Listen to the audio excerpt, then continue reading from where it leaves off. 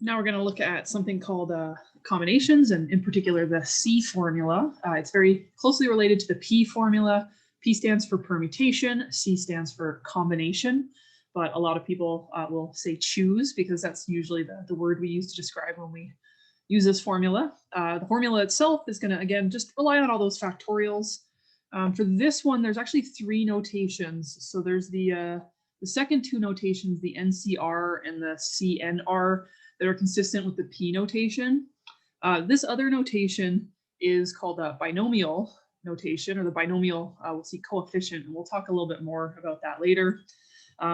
Yeah, it just kind of looks like a fraction, but without the division in the middle. And I promise you that the first 50 times that you try to write it, you'll just put a division symbol in between there because your brain is so trained to do that. But yeah, there's no division symbol in there. So it's just a N over R like that. And yeah, so we can calculate this first one by just using the N's and the R's in the formula. So 7C3 is N equals 7, R equals 3. So we'll just plug those in.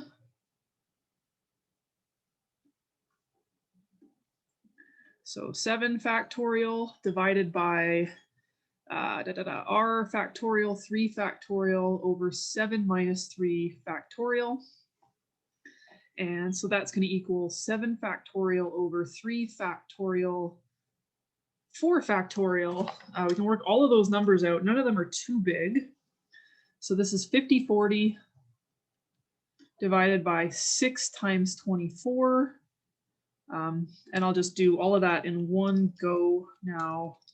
And we get 35. So these should actually all work out to integers. There's a little math behind why that happens, but if you're not getting an integer, something's gone wrong. So the next one, C18.3, N is 18, R is 3. So it's going to be 18 factorial divided by 3 factorial. I'm just going to put in the 15 for 18 minus 3 there. So instead of actually writing this whole one out here, I'm going to maybe just do that cancellation. So if we were to do the expansion here, 1 times 2 times 3, all the way up to, we can see there's that big 15, 16, 17, 18. And then on the bottom, what I'm actually going to do is just leave my 3 factorial, 15 factorial. I don't want to write them all out. Hopefully what you can see here, though, is that this in pink is my 15 factorial. So those two things are just going to cancel each other out. So I'll save myself a little bit of work. 16 times 17 times 18 is 4896 over 6, which is 816. And so finally, the 50 over 10. So if you're kind of paying attention to the pattern that we have here in the question B, what you can see is that this choose formula ends up giving you the last 3 numbers before 18, so 16, 17, 18, divided by the first 3 numbers. So in 50, if I were to write that out, what this would actually be would be the last 10 numbers, so not 40, 41 up to 50 are 10 numbers. So if I were to actually write that out, I'd have a 41 times, maybe I'll write a couple more, 42 all the way up to 4950. And then on the bottom, 1, 2, all the way up to 9 and 10. So if you actually count with your fingers, you'll see there's 10 on the top as well. I still don't want to do that calculation. So I'm actually just going to use my calculator. And again, just like the permutation formula, the C formula is going to be different every calculator you use. If you figured out where your P formula was, though, the C formula should be right with it. And so for my calculator, I'm going to punch in the 50, and then that shift button or second button. And then I'll, like, mine is behind the division symbol for some reason. Doesn't have a lot of logic to it, but I've got that NCR. And then I'll hit the 10, and it equals. You can check if you like with the other calculation, but I'm just going to do this 50C10 quickly. And it's huge. So I think it might actually be able to get this on my calculator here if I have enough digits. 10,272,278,000. Let's see what happens.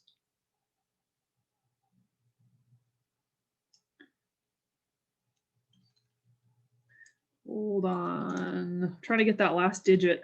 It's so close. 169. There. I had to do a little magic with my calculator, but there it is. That's your great big number. So yeah, there's a reasonable application that deals with numbers like 50 and 10 that's got this 10 billion answer to it. So yeah, counting problems get large pretty fast. Okay, so a second problem, instead of giving you an equation, what we can actually do is work with this identity here. And yeah, we're going to prove this identity, very similar to how we proved trig identities, except we don't have quite as much to play with. This is a little bit more straightforward, except the algebra you might find a little bit harder because you're maybe not as familiar with these factorial things. So just as with any identities, I am going to split this into my left side is n plus 1 choose or C r plus 1. And my right side is the nr plus nr plus 1. And the only thing I really have to work with is this nr formula above. So what I'm going to do is rewrite with factorials so that we can have some sort of relationship. Probably not going to actually ask you to prove any of these identities, so don't worry about that. I don't know, maybe I have to ask you some question with these things. But yeah, if you do, it's going to pretty much follow exactly what I'm doing here. So we're going to rewrite with factorials. So we have to be a little bit careful about how we write this. So in the left side one, so instead of n, I have n plus 1.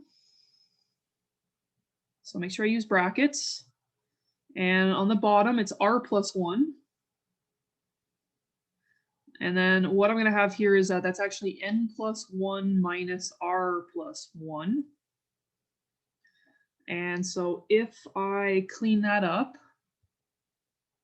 it's n plus 1 factorial over r plus 1 factorial. And then the other one is just n minus r. And my right side, if I put a little line over there. So the nr is just going to actually be the usual formula.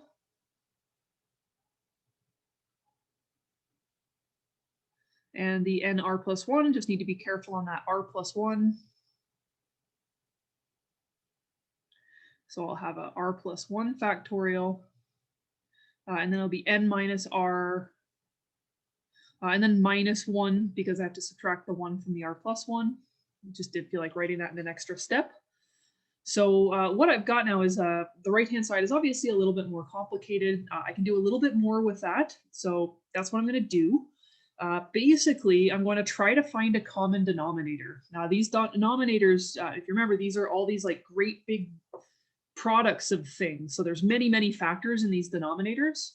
So the best thing we can do is look at these factors. All right, find. So in particular, what I'm going to do is, first of all, look at the r factorial and the r plus 1 factorial. So just up at the top here, r plus 1 factorial is 1 times 2 times 3 all the way up to r minus 1, r plus 1. And so if you look, you'll see that the first r of those factors until you get to the r plus 1, that's actually r factorial, right? It's the product up to r. So we could actually just rewrite this one as r factorial times r plus 1. And similarly, we can actually do something with the other two. So of the n minus r and the n minus r minus 1, the bigger one there is the n minus r. I can do the same thing. So this is 1 times 2 times all the way up to n minus r minus 1. n minus r, right? So the n minus r minus 1 is just the thing before n minus r. And then again, everything excluding the last term is actually just n minus r minus 1 factorial times n minus r.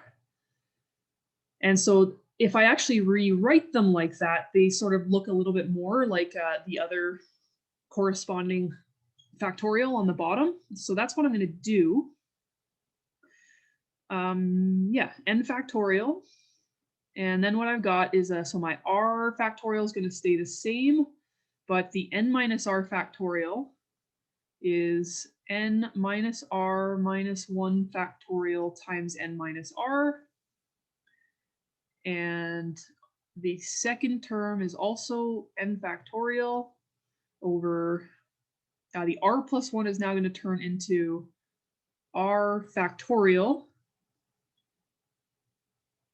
times r plus 1, and then times the other factorial, the n minus r minus 1 factorial. And then now if we look at the factors along the bottom, so what I can see here is I've got an n minus r minus 1 factorial in both. And I've got the r factorial in both. But now we have these other two terms. So I've got an n minus r on the left that I don't have on the right. So I'm going to have to multiply the top and bottom by n minus r. And then on the right-hand side, what color am I going to use here? I guess I'll use orange. So we've got this r plus 1. And so I'm going to have to multiply the other term by r plus 1 over r plus 1 to get that exact common denominator. And so I'm going to have n factorial times r plus 1 over, actually I'll just write the whole thing combined now because I don't want to write it twice. So what I'll have, both of them have that r factorial, both of them have that n minus r minus 1 factorial, and now I'm putting the r plus 1 factorial, sorry, just the r plus 1 on the left there. And then I need to get the n minus r on the right as well. So it's going to get the n factorial times n minus r.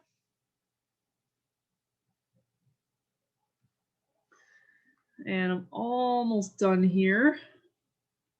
And so now if we look at the n factorial there, so what I've got is n factorial.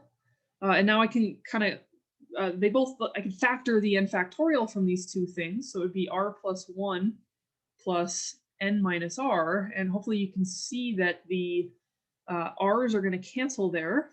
And then on the bottom, so now if I do a little bit of repackaging, the r factorial and the r plus 1, that's actually your r plus 1 factorial.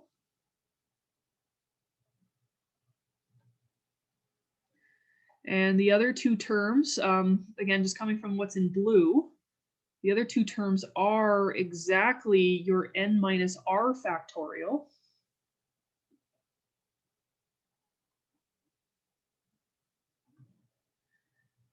Almost there. I can see across the top, I'm going to do a little cancellation with those r's.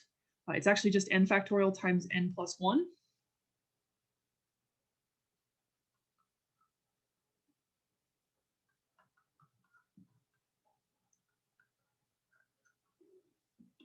And hopefully you'll believe me that that n factorial times n plus 1, well, that's the exact same thing as we have with the r's. That's actually just n plus 1 factorial.